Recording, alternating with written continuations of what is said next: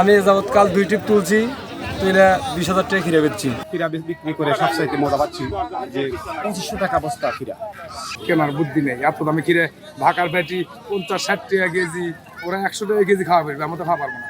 উত্তরাঞ্চলের শস্য ভাণ্ডার খ্যাত সিরাজগঞ্জ জেলার তাড়াশ উপজেলা এখন সবুজের সমারোহ। চলনবিলের উর্বর মাটিতে ধান ও মাছের পাশাপাশি নতুন সম্ভাবনার নাম ক্ষীরা।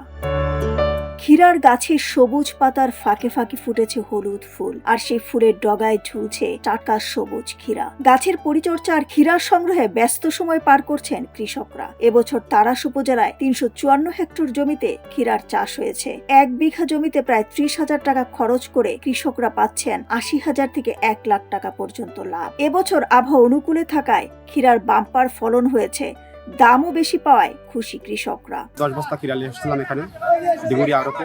আমরা সবাই অনেক বছরই আবাদ করি, অনেক আবাদই করি, তারপরে অনেক বছর বেশিও। তবে এবারকার খিরা বিক্রি করে সবসাইতে মজা পাচ্ছি যে 2500 টাকা বস্তা খিরা। আল্লাহর রহমত খিরার দাম খুব ভালো।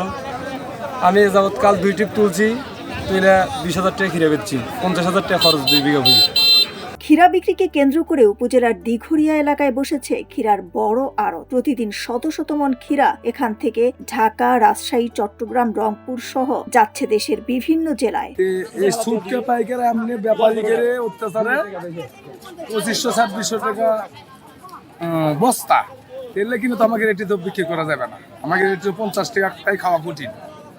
তেলে আমরা তো কিনতে পারলাম না খিরে, অনেক দাম খিরে, কেনার বুদ্ধি নেই। এত দামে খিরে ঢাকার ব্যাটি 50-60 টাকা কেজি, ওরা 100 টাকা কেজি খাওয়া পারবে, আমরা তো খাওয়া পারবো না।